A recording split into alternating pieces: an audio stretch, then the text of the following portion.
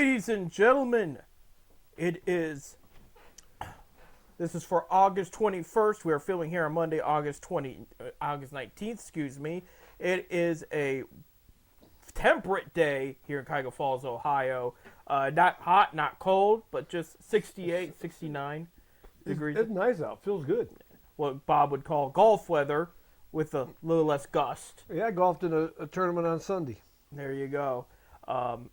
I'm sorry, Saturday. Saturday. My days are mixed up. Yeah, it's been a crazy couple weeks for all of us here. But we're back here. It's our last one of August until football season in September. Which will start in here pretty soon. Yeah, a couple weeks. Actually, college is this weekend. This weekend. Yeah, we'll get to that. But yes, so this is Ted Said Beer Night, official sports show at FifthDimensionRadio.com. Almost every Wednesday. We'll go back to every Wednesday in September, but this is our last one for August here. 7:30 to 8:30 p.m. Eastern Time here on FifthDimensionRadio.com. I'm Seth. I'm Bob. But before we start talking football, because we'll have a lot of football to talk about, we're going to talk about baseball because things are heating up everywhere. And since our last 10-cent beer night show, the Guards went 5-7, and it made things interesting. So to dial it back a bit, they played the Diamondbacks a couple weeks ago, and they lost the series 0-3. They had a game that was postponed. They had a doubleheader, and it just did not do well.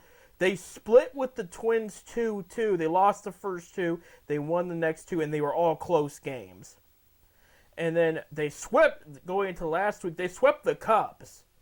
And so that was a good one. Cubs are not what they were going to be cracked up to be this year, but so they took advantage of that. And then they go into Milwaukee to play the Red Hot Brewers, and they lost that one. Close game. Three straight. They're all close. Yeah, 5-3, 2-1, and 0-2 were the scores there. Yeah, and so looking ahead, it's going to get a little tougher. So we're looking at this week and next week because we're not going to show next week. This week they're in New York against the Yankees. 3-game series in New York. Yankees are playing pretty solid of late too. Yeah, they're tied with Baltimore right now. Right, absolutely.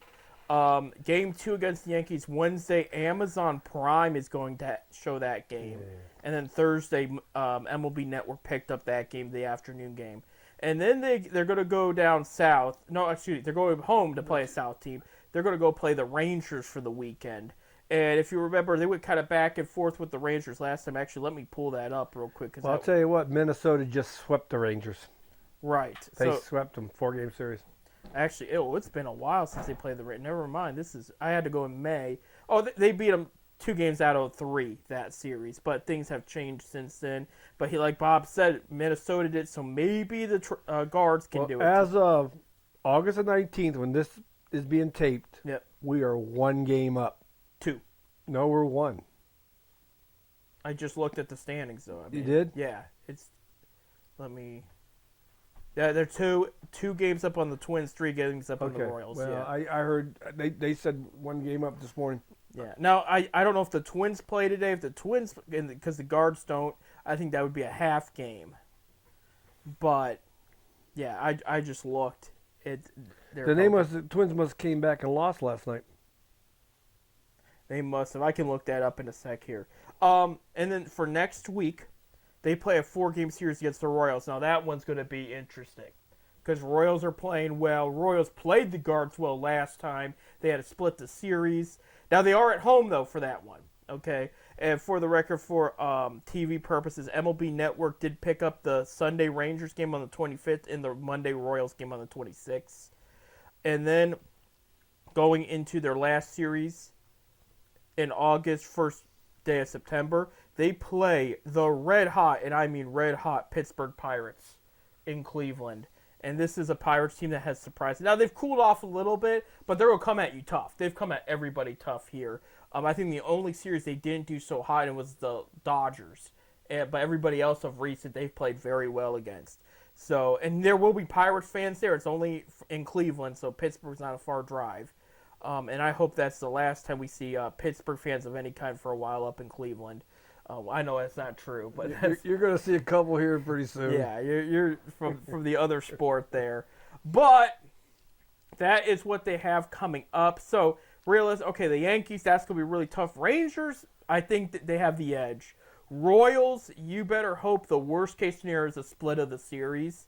But Royals are playing. I cannot stress enough how well the Royals are playing. They're still in it. Right. And then you have the Pirates who want to, prove themselves and fight their way into the playoff. All I know is the Guardians' bats got to start coming alive. I take that back. I've really not paid attention like I thought. The Pirates slipped to last place. They have not been playing. Yeah, I know the Reds. Two of their last 10. So I'm still thinking 2 weeks ago when they were red hot. If you remember, they came out of the gate of an All-Star break. So, yeah, I apologize, ladies and gentlemen. I goofed that one up bad. Well, but the Pirates are still going to come at you. I mean, look at how much that NL Central has changed. Teams going up and down, and yeah, it's I know the Reds have moved up a little bit. right. So, all right, well, here's your standings update because again, this is where it's mattering the most because we're finishing up August and September. It's going to be an interesting month. This is the first September since 2012 without Terry Francona, and he was the best manager in September. Now Vogt has to go into September and prove himself.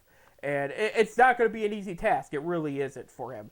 So, we wish him well there. But in the AL Central, Guards are up by 2 games to Minnesota, 72-52 record. Twins are 70-54. Royals are 69-55. 11.5 games back are the Tigers at 61-64. 42.5 games back are 30-95 are the Chicago White Sox. Since we last had a 10-cent beer night show, their manager has been fired. Former Cleveland Indian Grady Sizemore is the interim manager, which is great. I read something this morning that I knew he was with the Cleveland front office for a minute. Okay, now this is the guy. He has money. He made a good amount of money playing for Cleveland, Boston, and Tampa Bay, and all those teams. But he made $15 an hour as an intern with the Diamondbacks last year. $15 an hour. Yes. He was apparently with them. I didn't know that, but because I knew he was at Cleveland's front office for a while. But it just goes to show, they'll pay anybody a lower wage if they can get away with it. Well, with the Diamondbacks, that's probably the minimum wage out there in Arizona. Yeah. $15 an hour. There you go. In the AL East, as Bob said, the Orioles and Yankees are tied 73-52. Those two will be having at it probably till the end here. Red Sox are in third at 65-58, 7 games behind. Tampa Bay Rays, who trade half their team at trade deadline, 62-61. But they had a good weekend. They swept the Diamondbacks. So that was a big deal for them at home. And then you have the Blue Jays at 58-66. I think we can write off Toronto about now. I just don't see it. In the AL West, the Houston Astros playing pretty well of late. Won back-to-back 9 out of the last 10, 67-56 record. Mariners are 64-61, 4 games back. Rangers have slipped, 57-58, 11 games back. The Oakland A's 53-71 with the A's and the Angels 14.5 games back there. I read a very interesting. Actually, I heard it was like a podcast. I don't listen to much podcasts, but I heard it. Something fishy's going on with that A's transition to Las Vegas, because they said there is millionaires in Oakland with great businesses down there, pretty well known locally, and they had pitched to the team investment money to keep them in Oakland, maybe like different stadium and different scenario there, because that stadium's beat up and it's too big, but to keep them in Oakland. And Manfred has denied the request because the league wants the A's in Las Vegas. It has nothing to do with Well, I don't think the league should have anything to say about it. Right. Personally, I think if the owner wants to move his team, that's his right. Right. If guys want to come in and give millions of dollars, and the owner wants to accept that and build me a new stadium, build it. Right. But Major League Baseball should have no say in the matter whatsoever. I agree. But I found that a little not obvious. Interesting that was the case, that there's been a lot of love at Oakland. And I know the A's have been a wreck for a while. By the way, while we're talking about this, our condolences to Billy Beane and his family. He passed away since our last show. And he had that iconic run in the early 2000s there. For people that don't know Billy Beane, the movie Moneyball is based after him. Right. That was, the Brad Pitt played him. But there's a lot of love for the A's out in Oakland. Despite the ticket sales, they're mad at the owner. They're mad at the shape of the team right now. That's why. But I don't think you're going to get that love in Vegas. The Raiders were a little bit of a different situation.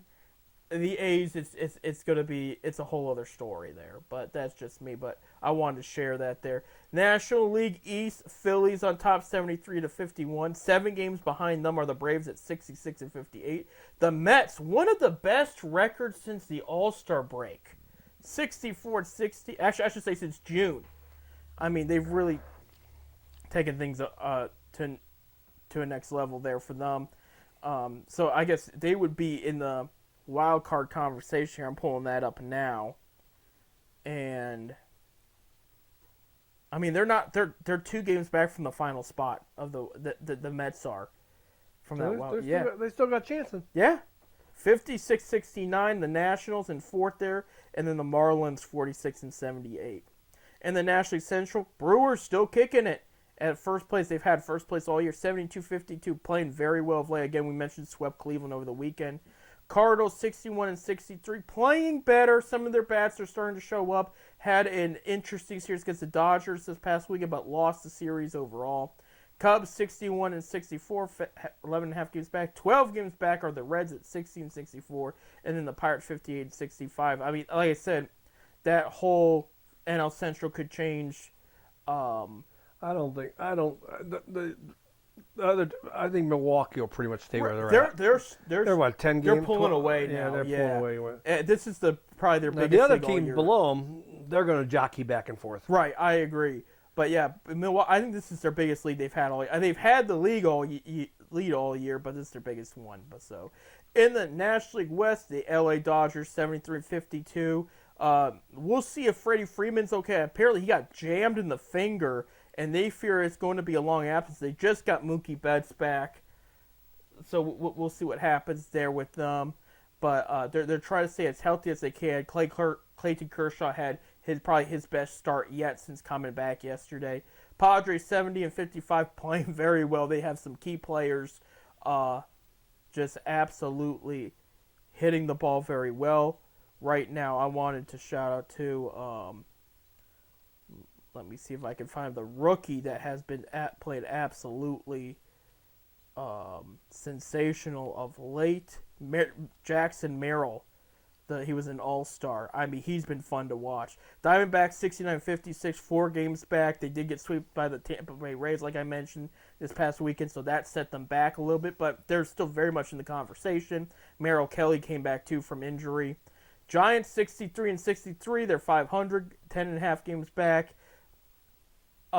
Blake Snell playing very well of late. I'm not sure if we're going to see the Giants. I mean, if they're in the same spot they are in a couple weeks, they're probably done, but they really, really need to start heating up soon if they want to be in the conversation.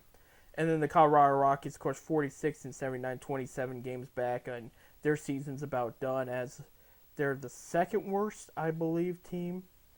Yes, they are. They're tied for second worst with the Marlins, with White Sox obviously being worse. But, you look at the. See, we thought earlier at the beginning of the year we thought that the A's are going to be the worst team in baseball. I did, and they got some prospects that are playing very well right now, and there's more coming up too. So yeah. I mean, this year is a wash, but they could end on a high note.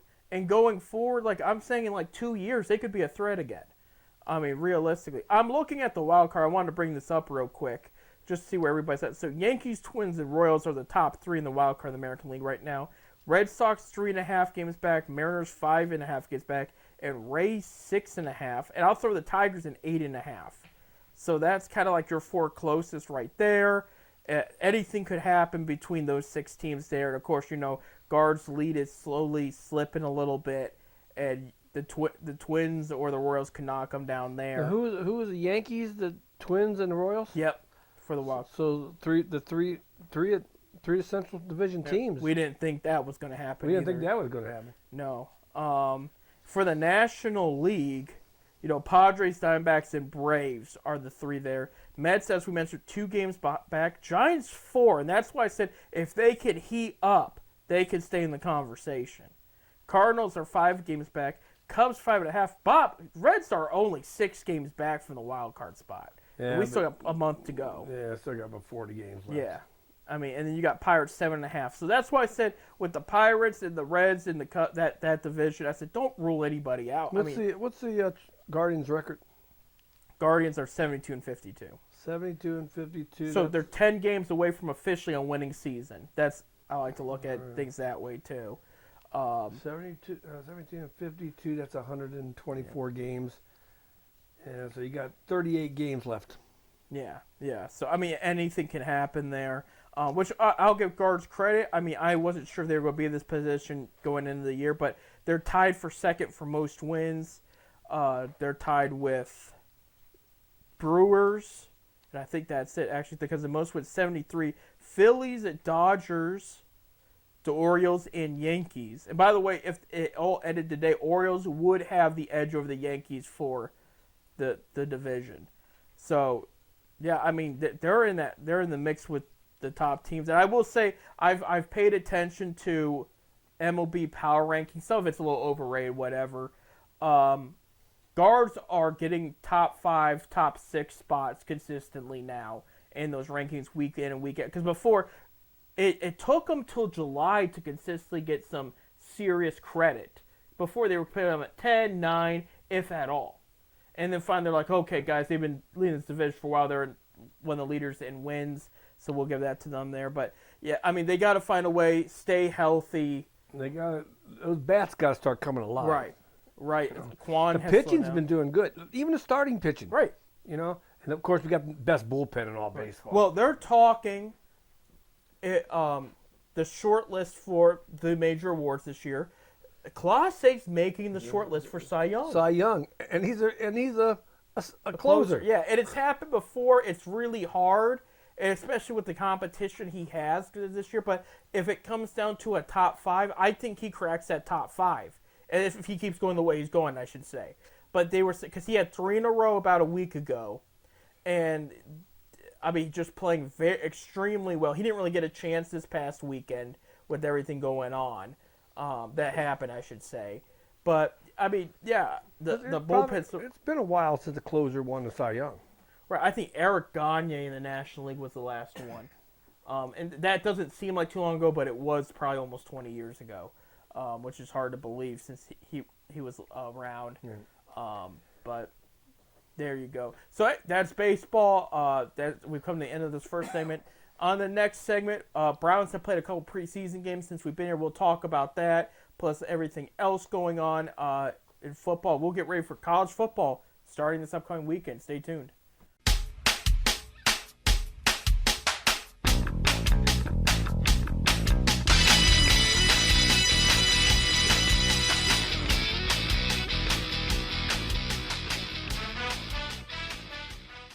Welcome back, ladies and gentlemen, to 10 Cent Beer Night, the last one in August here. And I mean, while I'm bummed the summer's ending, we got plenty of things to look forward to this coming fall, and especially football. You ready for football, Bob? Football. High school football starts this week. Right. Our zip start on the 31st at Ohio State. Right. College starts off this weekend, but not everybody plays. Yeah, and Kent State plays Pittsburgh. Yeah. The one time I'll cheer for Pittsburgh. I wouldn't cheer for Pittsburgh. I don't care who it is. It is my brother's alma mater, so I mean, it's our own. Pittsburgh? Yeah. Your brother went to Pittsburgh? Yep. The University of Pittsburgh? The University of Pittsburgh, yep. He's a Panther? He's a Panther. Oh, man. Yeah. So. And you hate Pittsburgh. I don't hate the city. I hate their pro football team. City's beautiful, honestly. I've been there a couple of times. It's really cool city. It's a beautiful I will city. say Penguins fans are nice. I had to deal with a bunch of Penguins fans one time, and they were absolute The only thing I sweethearts. got against the city of Pittsburgh, especially downtown area, the streets are so narrow. Oh yeah, absolutely. They're narrow. Right, and some of their traffic controls kind of weird, but other than that, you know, Pittsburgh's a nice place. Iron City beer. I still prefer Cleveland, but speaking of Cleveland, we do have a little bit of breaking news here. Former Cleveland Brown Colt McCoy has officially retired. Third round pick in the 2010 draft. You know, he was their starting quarterback for a while. He had a great career as a backup the past few years. I'll pull this up right now. Who was he with? I didn't even know he was still in the NFL. Yeah, he was still in the NFL. He's going to enter the TV. Let me see if he's going to be in college. Let's see. Moving to the broadcast booth. Does it say who he's going to? Yeah, he was with combined Browns, 49ers, Commanders. They were the Redskins when he was with them. Actually, I think they were also the football team when they was with them. Giants and Cardinals. He did play Cleveland twice the past couple years. He will be the Big Ten announcer for NBC, so he might do some Ohio State games there. Good for him. I know the Akron Ohio State game on the 31st is on CBS. CBS, yeah, they're going to have that there. Yeah, so he was with Cleveland for 3 years, which I thought was a little more than that. You know, he had a combined record of 6-15 with the team. Again, he wasn't bad. The first season when he was a rookie, 1,500 some yards, 6 touchdowns, 9 interceptions, 2,700 yards the next year in 2011 with 14 touchdowns, 11 interceptions. This was a guy he controlled, like, he limited turnovers, but he could move the ball downfield, and he was decent at reading some defenses. With age, he was a little bit more of a statue than because he used to use his feet. Not often, but when he needed to in Cleveland. He was with San Francisco for 1 year, 2013. He was with Washington for 5 years. Yeah. I know he loved it out there. He said a lot of great compliments there, and that's where he was mainly the backup quarterback. He was with the Giants in 2020. He played the Browns in 2020 on Sunday night. And then he was with the Cardinals in 21 and 22, so he did not play at all last year. One of those years, I think it was 22, he played the Browns in an Arizona uniform. He did not do well against Cleveland, both, which was good for us. But no, See, I didn't even know he's still in the NFL. nice guy, really nice guy, great big heart for the game. It was because people don't know. I think the record's been beaten, but he was the most winningest quarterback in college football history when he went to the draft. I think it's been beat since then. I can look that up later. Yeah, but that was the big. And I remember when he was one of the few quarterbacks. Okay, you know the Browns drafted a lot of quarterbacks. That's true. We've had a lot of them. A lot of them, I had a bad feeling when we drafted Brady Quinn. I said, I don't know about this. When we drafted Johnny Manziel, I went, I don't know about, there was a couple where my gut just said no. He was the first one where I said, I like it. This could be the guy. I said a lot of stupid things back in the day, sports-wise, but LeBron left that summer, okay? And I said, everything will be okay, because I said, one day you're going to see a parade and a statue of Colt McCoy holding the Lombardi Trophy. And, well, it didn't happen, but I was sold. This is the guy. He wasn't the worst out of the 30 we had. The other guy, I will say, Baker Mayfield, I had a good feeling about. And there's no denying he did a good job here. And we wish him the best in Tampa Bay. But like that, I just say in my lifetime, I want to see. I don't care what quarterback is holding the Lombardi Trophy. For a minute there, we thought it was going to be Flacco, but that did not pan out there. But it is what. But hey, best of luck to Colt and his loved ones. We really enjoyed his time here in Cleveland. I hope to hear him broadcast an Ohio State game. He's with Big Ten now, so that would be a lot of fun to hear him and his thoughts on that. I think he'd be a great broadcaster and analyst there. But moving on, Browns making all kinds of moves. They signed linebacker Brandon Boyer Randall and offensive tackle Jim Okafor this morning. They also signed former Green Bay Packer Tyler Coyle, safety there. They're just bringing in guys, trying them out. If you haven't noticed in their preseason games, they haven't played much of their stars for a good reason. They don't want people banged up before the season. But they've had like contact practices with the Vikings, so there's been like legit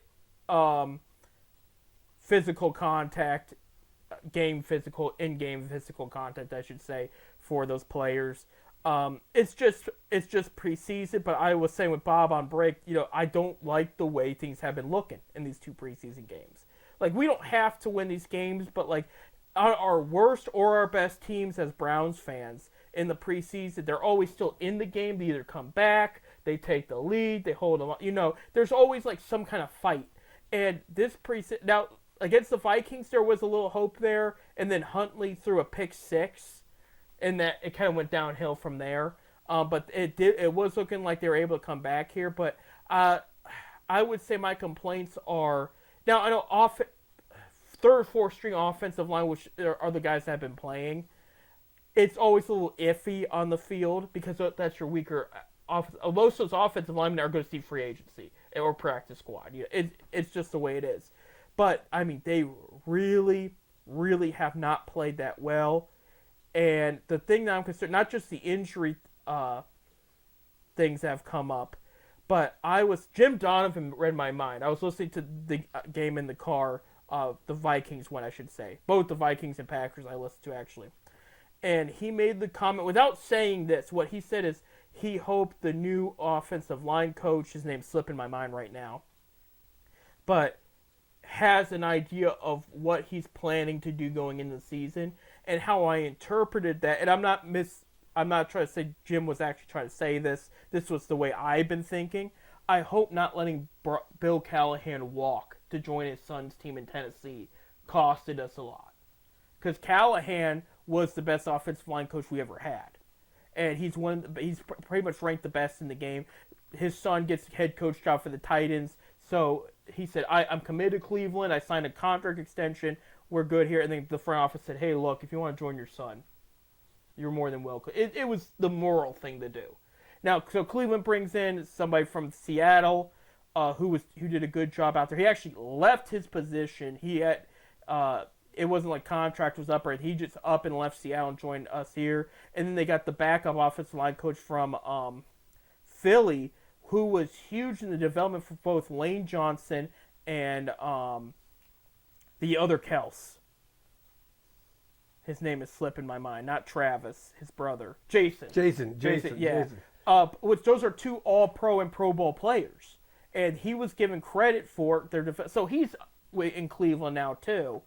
And it's like, okay, I'm not trying to jump the gun, but we cannot afford our quarterback's rusher getting hurt, especially we have a very talented starting offensive line. So it comes down to they need to get this together off the bat. And it could be they're trying some new things and they're just testing in preseason. You know how pitchers in spring training, they test new pitches, give up a grand slam. Oh, well, I'm not doing that again. They kind of just shake it off like we made a mistake there. Just don't do it in the season. Yeah. It could be something like that. But defense. I mean, spring training games, preseason games, they don't mean nothing. Right. It's just getting the guys ready. That's right. all and this is making the team. And I will say, for once, most of this Browns roster is already established. So there's very few positions, so players got to fight. Now, I guess this is going to be the last preseason game coming up. Right. And I did hear a lot of the starters will be in. Right. I noticed that with Stefanski, since they limited it to 3 games instead of 4. I think they're playing Seattle. Yeah, they're in Seattle. He won't play his starters the first 2, but the last one, just to keep him fresh, he'll play the starters. He'll play. Yeah, I've noticed that the past few years. You got to remember, Stefanski's first season as a head coach, he didn't have preseason because of COVID, right. Yeah, and so they canceled all of preseason. And that really. He did say most of the starters will see some play time. So I trust Stefanski, two-time head coach of the year winner, and if something goes wrong, he's going to go out of his way to correct it. He's not going to brush it off. He's not going to shrug at it. He's almost a perfectionist, I would say. You know, he wants to go in most prepared. He wants to be the toughest team mentally and physically on the field. And if there's a mistake out there, he's going to address it, you know. As far as defense goes, because I know the defense has given up a decent amount of yardage and everything, it hasn't been terrible. This defense, preseason-wise, has reminded me of last preseason. It looked the same. You know what I mean? Where the mistakes were by the younger players. You saw the same amount of productivity. So I'm not panicking about the defense because, again, you don't have Myles Garrett out there. You don't have Dalvin Tomlinson in there. Or Denzel Ward, who needs to quit getting concussions in practice. That's scaring me. But that's why I'm not panicking with the defense, because Schwartz is he's trying to see who's going to fit on the team with the open spots in the practice squad and everything. See what the depth they need. Now, Denzel Ward, he's still under concussion protocol? He was. I haven't heard the update. I haven't heard it either. I mean, I also heard that Watson was under concussion protocol. They're probably just looking, because I didn't hear a bad thing about Watson there. And look, the other was Zadarius Smith. When he went down holding his knee and we got all worried. Turned out it was just a stinger. You know, he's back at it. It wasn't anything serious, but he did need some time to just chill out a bit, heal up. But, I mean, this kind of thing happens. Bob, have you watched the new kickoff rule? No. Have you? Okay. I've heard about it, but I kind of dig it. Like, okay, nothing's going to beat the standard, but they're going to basically they punish the kicker for kicking it not out of bounds this time. I mean, over the end. So, you know, when there's no play at all and they go to the 25, well, they go to the 30 now. So, where if they kick it in the receiving, so they call it something else, but I can't remember. They have a better chance of backing up from the 25 and before that if the defense gets there in time, which has a good chance because defense and offensive line are right there. So, and the kicker's way back there. So, yeah, I don't mind it. I think there's going to be a little bit more action, a little bit more mistakes. It was during the Browns-Packers game. A Packer almost fumbled the ball in the end zone right when he received it. So, I mean, like, those little things could be a game changer for the regular season. I don't mind it. I really don't. It's going to bring more of the excitement in the kickoff game, but I do like the standard better just because you had to earn it. You know, but... Yeah. So it's. Yeah, like I said, I like the idea of bringing it out to 30. They're not going to kick it in the end zone. Right. I like that. That's why they pushed up there. But if they kick it out of bounds, it's to the 40 like it normally is. But then these kickers are getting stronger legs. Right. So it is what it is. But I like the good catch and run backs. I like that. Right. The Josh Cribbs and the Devin Hesters and all that, the ones that earned it, you know, that was always a very tough obstacle. I love watching a kick return. Right, and it bummed me out when they changed it that way because of concussion reason. When I don't think the majority. I think they should do like the Canadian Football League does. Don't they give if a kicker kicks the ball out of bounds at a certain thing, the other team gets 1 point? That's going to keep the ball in play. Right. We'll see. I did not know that, actually. Yeah, I think there's a rule like that in the Canadian Football League. One of the leagues does have it. Right. But, yeah, so going forward with the Browns, it looks like Jedrick Wills is not going to be in practice. Sounds like we're not sure about week 1. Nick Chubb, we're not sure, but it has not been ruled out week 1 right now. It's probably a best. It's sounding like closer and closer. He might need the first 4 games off, maybe give him all September off. But I mean, he's progressed, but he hasn't done any contact yet either. So I mean, that was up in the air. Everybody else right now seems pretty solid and fine right now. It's a tough schedule going in. I'd like to see everybody as healthy as possible because that's going to give them the best chance there. But I am excited to see what this new style offense is going to look, the vertical offense. In my personal opinion, and I've told some people this, we bring up Joe Flacco a couple times. I think he opens Stefanski's eyes, okay? Because, Flacco was a different type of quarterback. He was very strong, accurate arm, pocket guy, didn't move around much, but he did, when he needed to, he did. And when he's slinging the ball to Elijah Moore and David Njoku, and I'll even put Jerome Ford's name out there, I think Stefanski looked at and they saw, like, the offense just explode and open up through and I'll say Amari Cooper, too, had his best career game with Joe Flacco. But I think that Stefanski looked and said, hey, you know what? We could really take this and apply it to our playbook along with our strong run game, and this is going to just open up all kinds of doors. Because he wasn't a West Coast offense, but he did a lot of, play action, do the big play if it's there, but don't be afraid to do the short and have the offensive line block for you, which, that's all good. It worked. But when Flacco slinging it to wide open guys downfield and you had multiple options and he found the best one, it resulted in more points and more yardage. So I think that's where a lot of the offensive changes that it was the people weren't necessarily doing their job going from last season. It was Stefanski going, we could change this for the better. And obviously we would use Watson's arm and not Flacco's, but Watson has that strong arm where he can make those kind of throws if he plays. Just before we go back there, I just looked this up. Yeah, it is. If a ball gets kicked out of, if the kicker kicks the ball in the end zone, the other team gets 1 point in the Canadian Football League. In the Canadian Football League. I just looked it up here. Single point. That would definitely mess with bets. But it'd be fun. I think that's why the only reason they haven't done it. I had to look that up because I knew I heard that before about the CFL. There you go. We're about out of time for this segment. So 10 o'clock p.m. on Saturday, so 7 o'clock Seattle time. So it'll be a late night. I'll get to watch it. That's going to be nice. Browns at Seahawks. You got a big concert that night. No, I don't. Yeah, Browns at Seahawks, the last preseason game, and then they'll have a week off. And then, it seems like the NFL's early this year, but no, it's Labor Day's on the 1st. So that leads to the league being open. Labor Day is second. September. You're right. The 1st is a Sunday. Yeah. But usually it's like the 2nd or 3rd week of September. No, September 8th is when the Browns start. It would be September 4th would be the first game. It's Thursday night. So it's here. We better get ready. College is here. Pros is here. Yep. High school football is here. We'll talk more about that after break. Till then, stay tuned.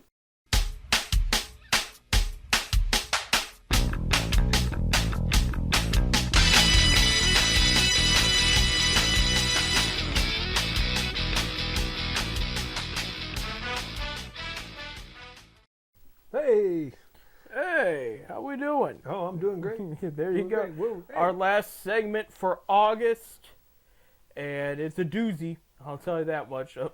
We just have some information we'll share. We did have some breaking news, unfortunate breaking news.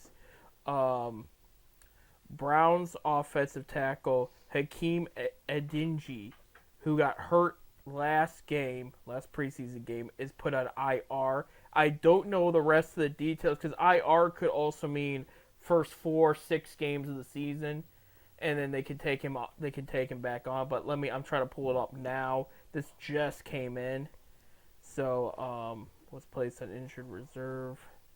Yeah, he could be out a couple games. Yeah, I mean, if not the whole, which I hate to say, but he's a backup anyway. Yeah, but he was kind of a solid backup, so I was kind of hoping he wasn't going to be that hurt, but he is. So that was the update we got.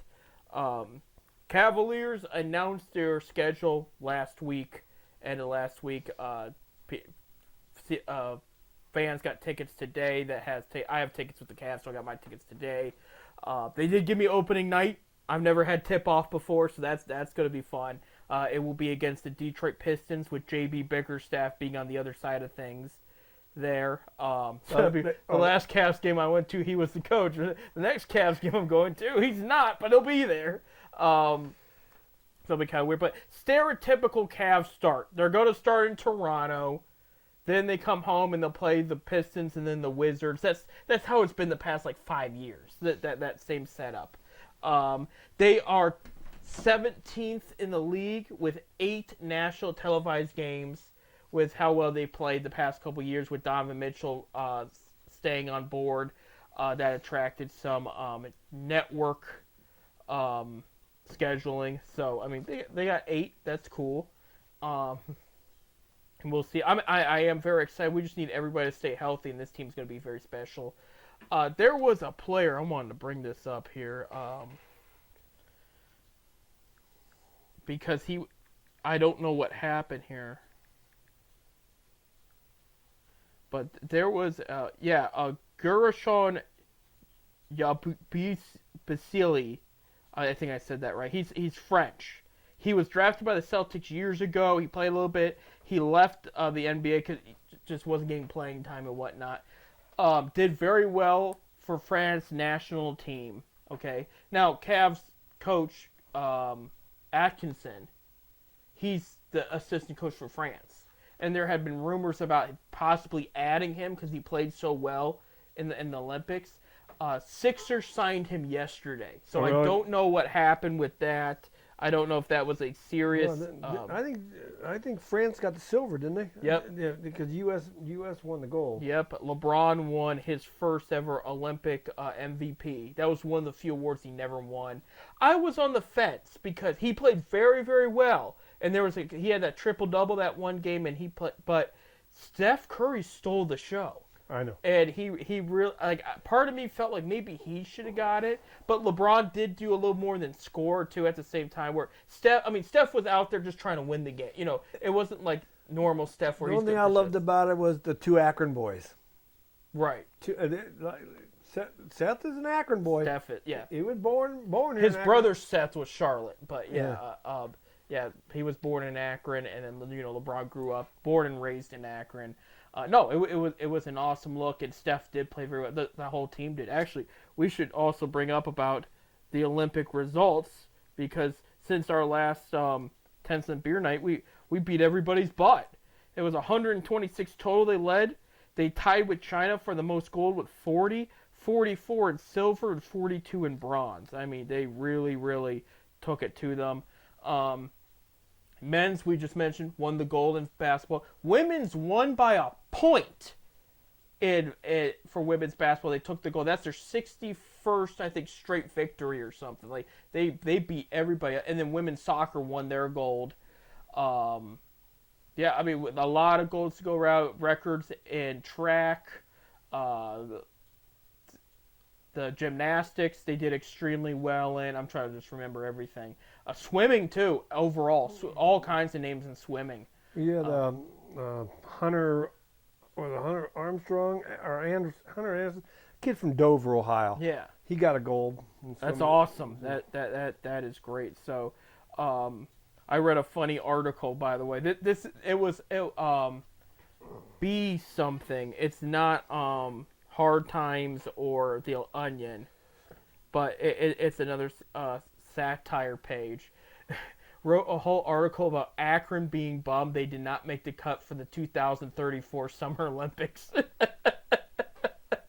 It was really funny. I'm not going. We're not going to get it. No. Oh man. It talked about the mayor being really, really. But he said they thought they had it this time around. They talked about using the YMCA and all the spacing. They did have the baseball field, but yeah.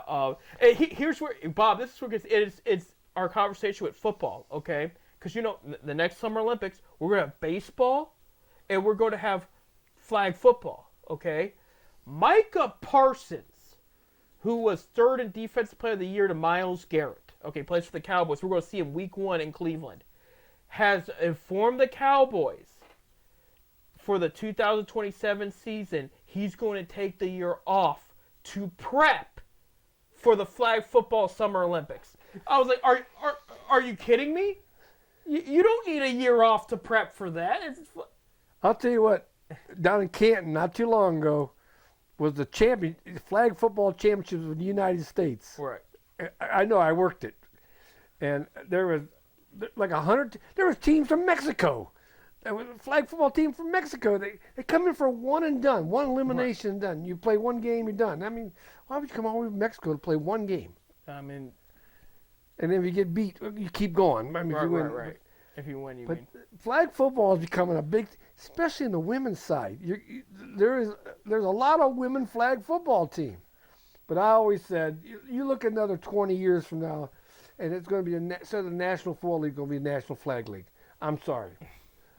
You got that. You got that. You got now in the Pro Bowl game. They play flag football now. Well, that Pro Bowl doesn't matter. Pro Bowl is always boring. It was an honor, but it was boring. Which, by the way, they announced that's coming back. Can't hit. You can't touch the guy. You can't do this. You can't do that. It's coming back to Miami this year. This coming year. But I was just shocked to hear he told the Cowboys who pay it that's his living. Hey, I'm going to take time off for the flag football. No, like you could. I respect the guy. He want to be prepared. Yeah, but he wants to be prepared. It's weird. It's just I don't understand it. But anyway, if he wants to be part of it, that's one thing. But to take time off your season, I think we should get a flag football team together. Yeah, sure. I admit. Well, the one I was shocked. I know people are going to be rolling their eyes and whatnot, but the lingerie leagues were pretty popular for a minute. And I thought it was going to blow up. I thought it was going to be next to WWE. Basically, we had a gentleman from this area that owned a team. Lingerie? And lingerie team. You know, you know who I'm talking about. I actually don't. Ex-Cleveland Brown. Okay. You know who I'm talking about now? A guy that we used to work with? No. Oh, okay. No, but he does work at a radio station in northeastern Ohio. Okay. You're older guy? Yeah, older guy. Okay, I know who you're talking about He now. owned a team. Probably because of his wife, yeah. Yeah.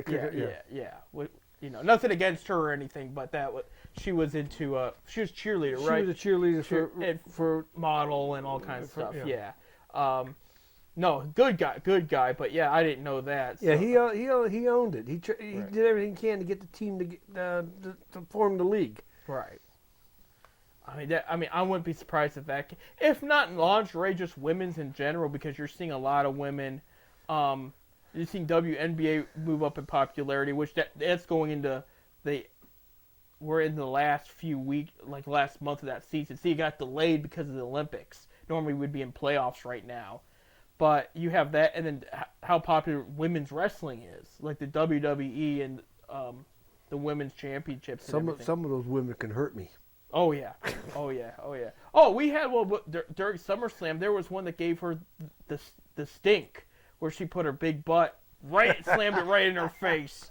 And I mean, because she was built big, so she uses her size to advantage. But it was like,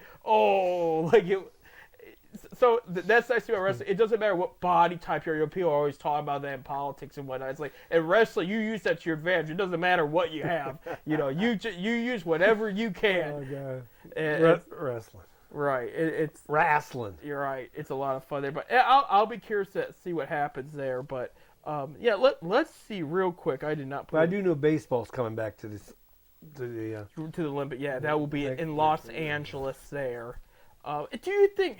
This is going to be a weird comment. I know they like to keep it in one general area, but don't you think maybe spread that out a little bit?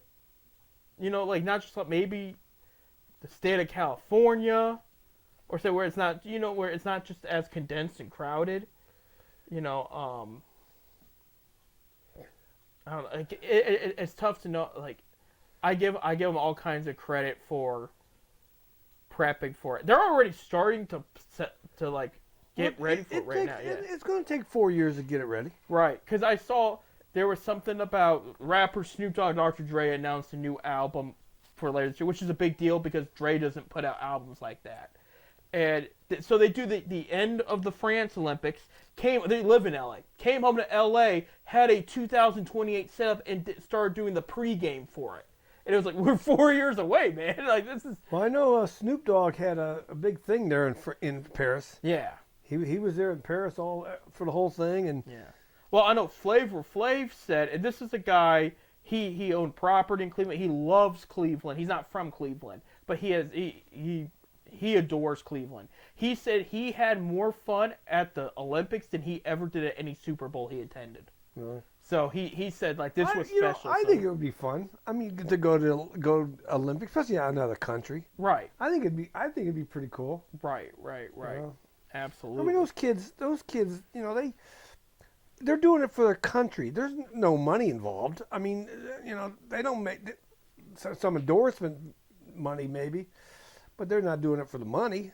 no. They're doing it for their country, and I just think, it'd be fun to go watch it. Right, absolutely, and especially how well we do.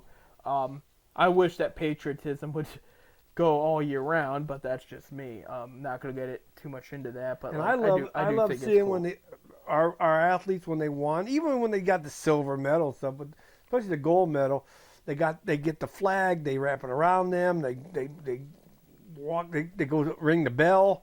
'Cause I guess they got a bell now they ring when they win something. Right. But they all got the flags. They all get the flag on them, and we didn't have nothing really bad this year that happened, where like we did a while back when they raised the fist pump and all that stuff years ago. So it's patriotism. Great, just great to see it. It is, and then we won it all this year, so that was because we're always in the top 3, but we don't always win it all. But this year it was great. Try to give us a run for our money in the gold for sure. So. Well, they outnumber us 1-7. Yeah. So Yeah. 7-1. Oh shit! Oh, so it didn't spill. he's just drink spilled. Real quick, we got a couple minutes left of this. Say I do want to talk about just name the college matchups we do have this week and kicking things off. It's not a lot of games. It's 7 games all weekend, 6 on Saturday, 1 on Sunday. On noon on ESPN on Saturday the 24th. Number 10 Florida State, who should have been in the playoff last year. We talked about now for sure. This is a new playoff system, so if as long as they're in the There's top 12 teams. yeah. So as long as they're 12 there, teams. they'll be okay. They're gonna go play Georgetown in Georgetown, Georgia Tech. Excuse me, not Georgetown. Georgia Tech. So that will be a good one there. We got this McNeese State and Tarleton State in Texas will go off against you. I've never heard of either one till now. McNeese, yeah, Tennessee. Out in Tennessee there, he says. Montana State at 4 o'clock will play New Mexico. And McNeese State game, by the way, is 3:30 p.m. on ESPN2. And Fox Sports 1's going to have the Mexico State game. On ESPN at 7 o'clock, you're going to have Northern Alabama and Southeast Missouri State. I don't think you're ever going to see these two in primetime ever again. So enjoy. I mean, because it's early and Right. the big boys aren't playing yet. 7:30 p.m. on ABC. You're going to have Norfolk State versus Florida A&M. And then on 8 o'clock on CBS Network, you're going to have Southern Mississippi U and Nevada square off. And then Sunday at noon, you're going to head down to Hawaii as Delaware State plays Hawaii. So The Rainbows. that's your games this week. So again, at least it's college football. You know what I mean? I would say treat it like you do the random bowl games. It's like, hey, it's a bowl game, but it's not a bowl game. It's just college football, and people are pumped about it there. So yeah, that will be your games until Thursday, August 29th, and then you have a bunch. I do see Youngstown State's playing Nova. I see Buffalo is going to start things off on Thursday as well. And it's because we'll be keeping an eye on both the MAC and the Big Ten. And again, this is a reminder. Both conferences got a little bit bigger there. The MAC's going to have Boston College. That starts this year, or is that next year? What's that? Boston College. Next year. It might be next year. Okay. 25 season. But starting this year, UCLA, USC, Oregon, and Washington are in the Big Ten. And Oregon and Ohio State already have their game matched up. Oregon is going to be going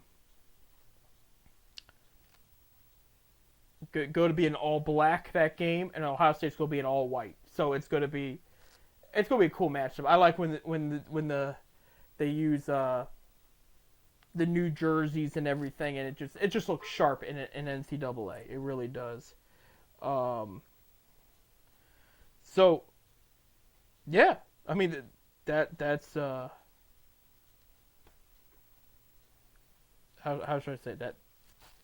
That's college football for you. I was like kind of lost for words. I was trying to figure out what else to say about it, but that's a lot to look forward to there. NFL, like I said, the last preseason games are this week. Not much in the NBA. We already talked MLB. Yeah, we're pretty much covered everything in the last minute here.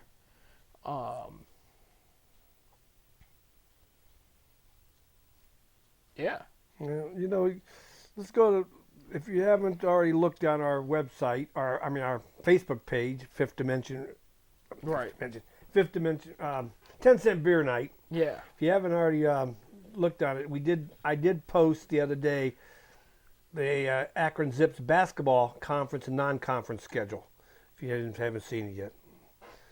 So awesome. So basketball, basketball ain't too far away either.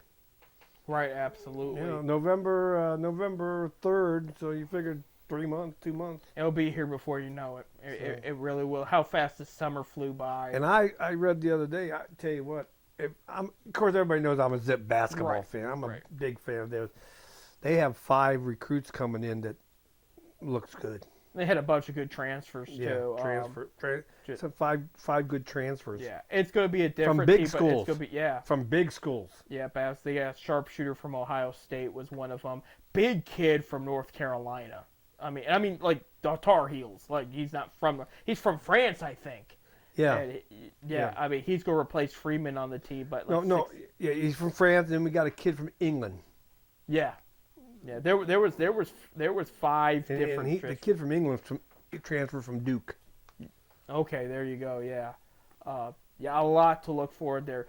We are out of time. When we come back in 2 weeks, people, we will be back on a regular schedule. So we'll be every week every Wednesday. Yeah, that will be our football preview. We will talk about where the Guardians are as far as playoff position goes, because things could change up within a couple weeks. You don't know what's going to happen. And then we'll talk about Zips and Buckeyes football, and we'll go from there. A lot of good stuff's on the table right now. So you guys enjoy your last few weeks of summer. Anybody that has kids going to school this week, we have a lot, college and high school, elementary, and whatnot in this area. Have a great first couple weeks of school here. Best of luck on the school year, and enjoy your Labor Day weekend as well, because when we come back, we'll be past that. So, hey, without further ado, I'm Seth. I'm Bob. Go Browns, go Guardians, go Zips and Buckeyes. I think we got everybody. All right, have a good one.